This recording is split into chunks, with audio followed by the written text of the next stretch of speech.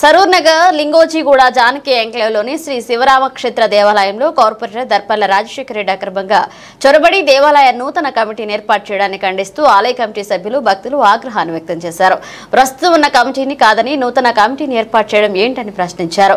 ఆలయంలో అవకతవకలు చేస్తున్నాడని పూజారిని 2 సంవత్సరాల క్రితం తీసివేసిన వ్యక్తి మళ్లీ గర్భగుడిలోకి చొరబడి పూజల పేరుతో అమ్మవారికి నగలు ఇతర సామాన్లు అపహరణకు గురయ్యాయని సరూర్ నగర్ పోలీసులకు ఫిర్యాదు చేయడం జరిగిందన్నారు. ఇక ఆలయ కమిటీని కాదని ఎలాంటి కార్యక్రమాలు చేసినా చూస్తూ ఊరుకోమని హెచ్చరించారు.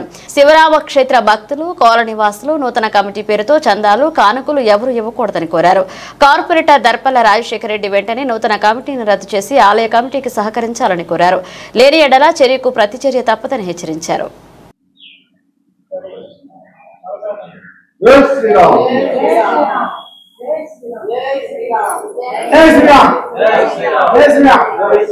జై శ్రీరామ్. అందరికి నమస్కారం. ఇది సరూర్ నగర్ లింగోజిగూడకు సంబంధించిన జానకి ఎన్క్లేవ్కి సంబంధించిన శివరామ క్షేత్రం. నిన్న ఈ దేవాలయానికి సంబంధించిన పాత చైర్మన్ కొత్త బాడీ అయింది. అయితే పాత చైర్మన్ నిన్న మనసని శ్రీనివాస్ వాళ్ళ భార్య రమ, వాళ్ళ కొడుకు కిషోరు, అలాగే ఈశ్వరయ్య వాళ్ళ కుటుంబం మొత్తం ఒక 25-30 మంది కలిసి గుడిలో ఎవరు లేని సమయంలో గుడిలోకి చొరబడి పాత అయ్యగారు ఉండే ఇంతకు ముందు ఈ కొత్త అయ్యగారిని తీసి పక్కకు పెట్టేసి ఆ అయ్యగారిని తీసుకొచ్చి గుడిలోకి గర్భగుడిలోకి వెళ్ళి వాళ్ళు అక్కడ పూజలు చేపించుకొని శాల్వలు కప్పించుకొని మేమే చైర్మన్ ఎవరు వస్తారో చూస్తాము, ఎవరు వస్తారో మాట్లాడతాము అనే విధంగా వచ్చి నిన్న అంతా దౌర్జన్యంగా చేసిపోయినారు. వారికి సపోర్ట్ గా మన లోకల్ ఏరియా కార్పొరేటర్ అయిన దర్పల్లి రాజశేఖర్ కూడా సలహాదారుగా వచ్చారు. మరి ఈ మనసని రమ అనే మహిళ మరి నిన్న ఏ విధంగా మాట్లాడుతుంది అంటే ఎంతో దుర్భాషలు ఆడుకుంటూ మాట్లాడుతుంది. మహిళ అనే గౌరవం ఇచ్చినా కూడా మీరు చూడండి, సీసీ ఫుటేజ్ చూడండి. మొత్తం ఎట్లా అంటే మొత్తం 25-30 మంది కలిసి గుడి మీద మా హస్బెండ్ చైర్మన్ ఉంటే నువ్వు ఎలా చైర్మన్ ఉంటావని ఆయన మీద దుర్భాషలు ఆడి మీదికి రావడం జరిగింది. మహిళలు అనే గౌరవం మీరు ఉంచుకోకపోతే మేము కూడా మహిళలు మా దగ్గర కూడా ఉన్నారు, మేము కూడా ఉన్నాం. మహిళలు ఏ విధంగా వచ్చి మాట్లాడాలో మాకు కూడా తెలుసు. నీకు అంత దమ్ము ధైర్యం ఉంటే మంది ఎవరు లేనప్పుడు కాదు రా, నీకు అంత దమ్ము ధైర్యం ఉంటే రేపు పొద్దున 7-7:30కు నువ్వు ఏ టైంలో వచ్చినారో మీరు అదే టైంకి వచ్చి నేను కూర్చుంటా. నేను ఎవరు వచ్చి మాట్లాడతారో ఎవరు వచ్చి చూస్తారో రండి, మేము సామరస్యంగా ఉందాము ఏది అని అనుకున్నాం. మొన్న శ్రీరామనవమి రోజు కూడా గుళ్ళ పూజలు జరగనీయకుండా గుడికి అన్నదానం భోజనాలు పెట్టనీయకుండా తాళాలు వేసి దాన్ని కూడా తీపిచ్చినాం. మేము గుడిలో ఏ ప్రోగ్రాంలు జరిగినా అడ్డుపడుకుంటా మొత్తం మమ్మల్ని ఇబ్బందులు పెట్టుకుంటే చూస్తున్నారు. ఎందుకు కాలనీ వాళ్ళందరం ఒకేసారి ఉండాలి కదా, ఒక దగ్గర ఉండాలి, మంచిగా ఉండాలి అని అనుకుంటే వచ్చి నిన్న మనం భారతదేశంలో ఉన్నామా లేకపోతే పాకిస్తాన్లో ఉన్నామా? ఒక దేవుడికి రక్షణ లేదు, దేవుడి గుళ్ళకి రక్షణ లేదు. నిన్న గర్భ గుడిలోకి వచ్చి శుక్రవారం అమ్మవారు ముక్కు పుడక కనిపిస్తలేదు, బంగారుది, కొన్ని వెండి సామాన్ కనబడట్లేదు. ఇది ఎవరిని అడగాలి, ఎవరు బాధ్యత దీనికి? ఈ లోకల్ ఏరియా కార్పొరేటర్ మరి ఆయన ప్రజాప్రతినిధి, ప్రజల చేత ఎన్నుకోబడినతనే కదా, మరి ఆయనకు మా ఓట్లు అవసరం లేదా? రేపు వాళ్ళ తరపున వచ్చి మాట్లాడతాడా? వాళ్ళ తరపున వచ్చి ఏ విధంగా మాట్లాడతాడు? నేను కూడా ఒక ఏరియా కార్పొరేటర్ని, నేను కూడా ఇట్లా గుళ్ళకి వెళ్తాం కానీ దర్శనాలు చేసుకుంటాం కానీ వన్ సైడ్ మాట్లాడము. వచ్చి నువ్వు సలహాదారుగా ఎట్లుంటావు? నువ్వు నీకు ఏదో మా బీజేపీ రమేష్ అన్న కరోనా వల్ల చనిపోతే ఏదో నువ్వు గెలిచినావు అంతే తప్ప నెక్స్ట్ టైం గెలువు. నువ్వు 32 కాలనీలలో ఏ గుళ్ళకి వెళ్ళి ప్రతి ఒక్కరికి చెప్తాం నీ గురించి. నువ్వు గుళ్ళల్లో ఎట్లా ఇన్వాల్వ్ అయ్యి మా గుడి గురించి మాట్లాడతావు. నువ్వు నీకు అందరు సమానం అన్నప్పుడు ప్రజల చేత ఎన్నుకోబడితే అందరికి సమానంగా ఉండాలి. మా ఒక్కరి గురించి ఎట్లా మమ్మల్ని ఇబ్బందులు పాలు చేస్తున్నావు? నెక్స్ట్ టైం నిన్ను కూడా మేము చూసుకుంటాము. ఈరోజు మేము ఫోన్ చేస్తే నువ్వు లిఫ్ట్ చేయలేదు, నువ్వు ఫోన్ చేస్తే లిఫ్ట్ చేయని సమయం కూడా మాకు ముందలుంది. కానీ ఖబర్దార్ మనసని రమ, మాధవి జోషి, మీకు మరీ వార్నింగ్ ఇచ్చి చెప్తున్నా నేను. ఇంకొకసారి భక్తులుగా వస్తే రండి, గుడికి దర్శనం చేసుకొని పండి. మీకు శతగోపం పెడతాము, ప్రసాదం పెడతాము, అన్ని పెడతాము. అంతేకాకుండా గుళ్ళకి వచ్చి దౌర్జన్యంగా మాట్లాడి దౌర్జన్యంగా దుర్భాషలాడితే ఖబర్దార్, ఇంకోసారి చెప్తున్నాను, మీకు మంచిగా ఉండదు. రేపు రా, ఎల్లుండి రా, ఎవరు వస్తారో రండి, మేము గుళ్ళనే ఉంటాం. మనుషులు లేనప్పుడు వచ్చి మా పని ఆమెను ఎట్లా బెదిరిస్తావు? నువ్వు ఎస్టీ అంటే నువ్వు ఎస్టీ గుళ్ళు ఎట్లా పనిచేస్తావు అంటావు? నువ్వు అంత ధైర్యం నీకు ఎక్కడిది? రండి, రేపు రండి, చూసుకుంటాం మేము ఈ సంగతి కూడా. మా ఆయన ఏ విధంగా మాట్లాడినావు రేపు నీ సంగతి కూడా చూసుకుంటాము. ఇది ఛాలెంజ్. అనుకోకుండా గుడికాడికి వచ్చినప్పుడు ఒక కాలనీ వాళ్ళు, ఒక వర్గం, అసోసియేషన్ వర్గం వాళ్ళు వచ్చి ఒక 30 మంది దాకా వచ్చి గుడిలోకి వచ్చి వాళ్ళు ఒక కమిటీ ఫామ్ చేసుకున్నారని చెప్పి మాకు తెలిసింది. ఈ రోజు పొద్దున్న తెలియడం జరిగింది. మాకు పేపర్లు చూసాము. అది చాలా తప్పు. వెళ్ళిపోయిన పూజారిని కూడా బలవంతాన్ని పట్టుకొచ్చి ఆయన గుడిలో తీసుకెళ్లి పూజ చేపించడం కూడా తప్పది. మాకు ఉన్న కమిటీ వాళ్ళు ఎవరిని కన్సల్ట్ చేయలేదు దాని గురించి. జై శ్రీరామ్. నిన్న 25 నుంచి 30 మంది దాకా వచ్చి కాలనీ వాసులు పాత పంతుల్ని తీసుకుని వచ్చి ఇక్కడ వాచ్మెన్ అమ్మాయి మీద గాని పంతుల మీద గాని దౌర్జన్యం చేసి దబాయించినట్టు మాట్లాడారు. అందరూ చదువుకున్నారు, ఉద్యోగాలు చేస్తున్నారు, పెద్ద పెద్ద బిజినెస్లు చేస్తున్నారు. రూల్స్ అండ్ రెగ్యులేషన్స్ తెలుసు కదా. ఏ అథారిటీతో పాత పంతులు టెంపుల్ గర్భగుడిలోకి వెళ్తారు? గర్భగుడిలోకి వెళ్లే అథారిటీ ఎవరికి ఉంటది? ఎవరు పడితే వాళ్ళు వెళ్ళకూడదు. ఆయన ఈ గుడి వదిలేసి వెళ్ళిన పంతులు ఏ అథారిటీతో గర్భగుడిలోకి వెళ్ళి పూజ చేస్తాడు? నిన్న శుక్రవారం అమ్మవారికి అన్ని నగలు మంచి బట్టలు వెండి సామాన్లు ఉంటాయి. మరి ఇప్పుడు అవి లెక్క చూస్తున్నాము. దానికి ఎవరు బాధ్యులు? మిస్ అయిన వాటికి ఎవరు బాధ్యులు? ఇది మేము చాలా ఖండిస్తున్నాము. ఇక్కడ భక్తులందరూ కూడా ఎంతో ప్రశాంతత కోసము ఈ గుడికి అనేది వస్తారు. ఎంతో నమ్మకం ఈ గుడిలో అమ్మవారి పైన గాని, రాముల వారి పైన గాని, శివుడి మీద గాని. అలాంటిది ఇక్కడ భక్తులు వచ్చేదానికి ప్రశాంతత పోతుంది కాబట్టి వచ్చేదానికి కూడా భయపడుతున్నారు. దయచేసి ఈ పాయింట్స్ అన్ని కూడా నోట్ చేసి వాళ్ళకి చెప్పాల్సిన రీతిలో చెప్పాలని మేము కోరుకుంటాం. కార్పొరేట్లట మా కాలనీ గుడికి ఆయన అడ్వైజర్ ఎలా అవుతారండి?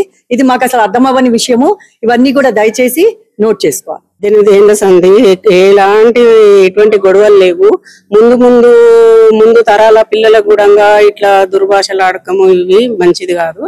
మంచిగా సామరస్యంగా మీరు కూడా రాండ్రి. మీది కూడా గుడే, అందరిది గుడే, 1000 పెట్టినది గుడే, లక్షలు పెట్టినది గుడే. అందరు సామరస్యంగా ఉందాము కాలనీలో. మంచిగా ఉండండి. మీరు ముందు ఫ్యూచర్ ఉంది మీకు, మంచిగా ఉంటుండ్రి. మంచిగా ఐకమత్యంగా ఉండడమే మంచిది.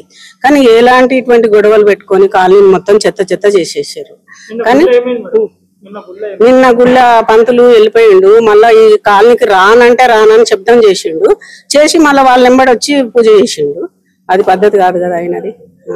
మంచిగా ఇన్నేళ్ల సంగతి ఉన్నావు, నువ్వు మంచిగా నిమ్మలంగా ఉండి మంచిగా సన్మానం చేయించుకొని మంచిగా ఊకపోతివి. నువ్వు అంతా గొడవలు పెట్టి ఆ ఆపోజిట్ పార్టీలను మొత్తం నువ్వు చేతులు వేసుకొని పెట్టుకున్నాడు ఆయన.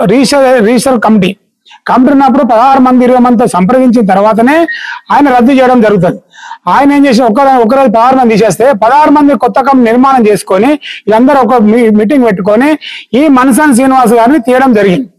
తీసిన తర్వాత అదే రోజు నన్ను ఈ మన కమిటీ వాళ్ళు 16 మంది ఉండి నన్ను చైర్మన్ చేయడం జరిగింది. ఆనాడు నుంచి మేము గుడి పోయిన హనుమాన్ జయంతి కార్యక్రమం చేశాము. నవరాత్రి 9 రోజులు బ్రహ్మాండ నవరాత్రి చేశాము.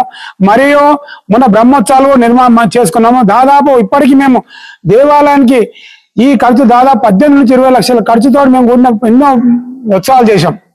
నిన్న మళ్ళా ఇక స్థానిక కార్పొరేటర్ అయిన దర్పల్లి రాజశేఖర రెడ్డి గారు వెనుక ఉండి ఇది ఆయన మంచి పద్ధతి కాదు.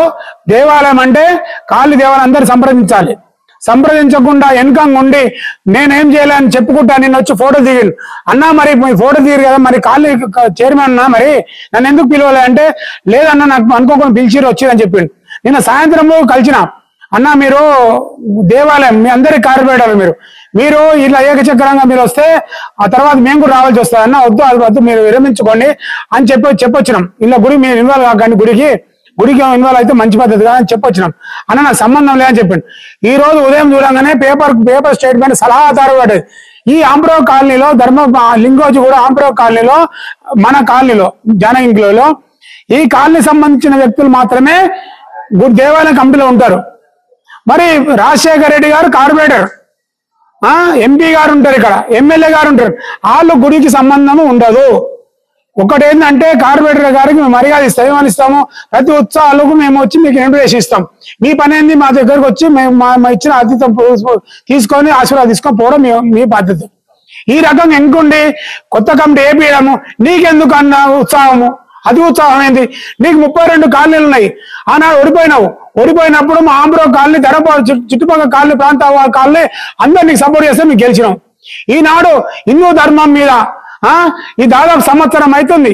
హంపి ఇరుపక్ష స్వామి వారికి ఆధీనంలోకి వెళ్ళిపోయి హంపి ఇరుపక్ష స్వామి ఆధీనంలో నడుస్తున్న గుడి. ఈ గుడి మీద నిన్న దౌర్జన్యంగా 30 మంది తీసుకొచ్చి కమిటీ ఏర్పాటు చేయించి నీకు ఏం అధికారం ఉంది, ఏం రైట్ ఉంది? నీ ధర్మం గురించి తెలుసా? లేకపోతే హిందూ ధర్మం గురించి తెలుసా? హిందువులు ఏంది ఇది మీటింగ్లు వేసాసు కమిటీల గురించి తెలుసా నీకు? నీ దేని గురించి తెలుసా? అవగాహన ఉండి చేసినావా? ఏం చేసినావు నువ్వు? యాదు కొంచుకో. ఇది గుడికి కమిటీ అలా ఉంటది, దీనికి అలా సిస్టమ్ ఉంటది. సిస్టంలో ఏం ఫాలో అయినావు? గతంలో 16 మంది 20 మంది డైరెక్టర్ ఒక్క డైరెక్టర్ మీరు ఫోన్ చేశారా? వాళ్ళు తప్పు చేశారు. మీరన్నా మరి 32 కాలనీలు ఏరియాలు దాదాపు 20 గుళ్ళు ఉన్నాయి.